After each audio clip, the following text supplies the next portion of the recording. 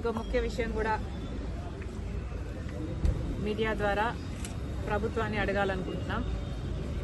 నిజంగానే మాకు అర్థం కాకే చంద్రబాబు గారిని అడుగుతున్నాం. ప్రజల సమస్యలపై పోరాటం చేస్తే ఆంక్షలన్నీ కాంగ్రెస్ పార్టీకి మాత్రమేనా? మేము రాజధాని మీద పోరాటం చేయాలనుకుంటే మమ్మల్ని హౌస్ అరెస్ట్ చేస్తారు. మేము స్టీల్ ఫ్యాక్టరీ మీద పోరాటం చేయాలనుకుంటే మా దీక్షలను భగ్నం చేస్తారు. ఆంక్షలన్నీ ఉట్టి కాంగ్రెస్ పార్టీకేనా? మరోవైపేమో జగన్మోహన్ రెడ్డి గారు పరామర్శల పేరు మీద బల ప్రదర్శన యాత్రలు చేస్తున్నా కూడా ఎటువంటి ఆంక్షలు ఉండవా? కారణం ఏమిటి? జగన్మోహన్ రెడ్డి గారు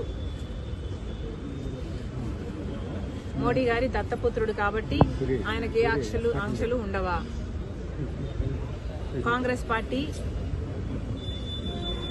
పార్టీ ఒక్కటే ఈరోజు బీజేపీకి వ్యతిరేకంగా ధైర్యంగా నిలబడి పోరాటం చేస్తుంది కాబట్టి ఒక కాంగ్రెస్ పార్టీ మీదనే ప్రభుత్వం ఆంక్షలు విధిస్తుందా? చంద్రబాబు గారైనా పోలీస్ డిపార్ట్మెంట్ అయినా సమాధానం చెప్పాలి. ఒక కాంగ్రెస్ పార్టీ మాత్రమే ప్రజల పక్షాన పోరాటాలు చేస్తుంది కాబట్టి ఒక కాంగ్రెస్ పార్టీ మీదనే మీ ఆంక్షలన్నీనా? ఇంకోవైపు జగన్మోహన్ రెడ్డి గారు పరామర్శల పేరు మీద బల ప్రదర్శన యాత్రలు చేస్తున్నా కూడా జగన్మోహన్ రెడ్డి గారి మీద ఏ ఆంక్షలు ఎందుకు లేవు? ఒకవైపు జగన్మోహన్ రెడ్డి గారు అక్రమ పొత్తు పెట్టుకున్నారు బీజేపీతో, మోడీ గారి దత్తపుత్రుడిగా ఉన్నాడు, అందుకు ఆంక్షలు లేవా? లేకపోతే జగన్మోహన్ రెడ్డి గారి దగ్గర డబ్బులున్నాయి కాబట్టి బల ప్రదర్శన చేయడానికి జనాన్ని పోగు చేయగలడు కాబట్టి, లేదా పోలీసులను కొనుక్కోగలడు కాబట్టి జగన్మోహన్ రెడ్డి గారి మీద ఏ ఆంక్షలు లేవా? ప్రభుత్వం సమాధానం చెప్పాలి. చంద్రబాబు గారు సమాధానం చెప్పాలి. ఈరోజు నిన్న ఇద్దరు చనిపోవడం జరిగింది.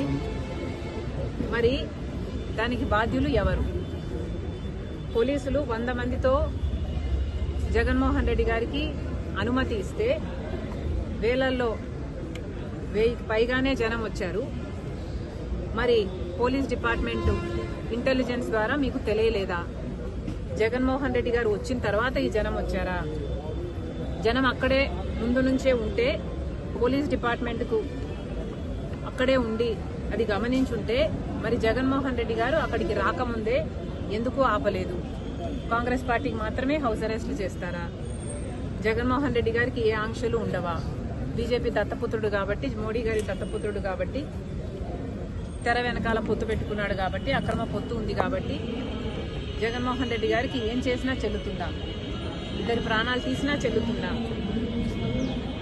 ఏం సమాధానం చెప్తారు? జగన్మోహన్ రెడ్డి గారు ఏం సమాధానం చెప్తారు? చంద్రబాబు గారు ఏం సమాధానం చెప్తారు? పోలీస్ డిపార్ట్మెంట్ ఏం సమాధానం చెప్తారు? జగన్మోహన్ రెడ్డి గారిని కూడా కాంగ్రెస్ పార్టీ సూటిగా ప్రశ్నిస్తుంది.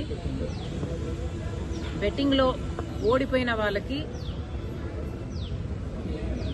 విగ్రహాలు కట్టడం ఏమిటి?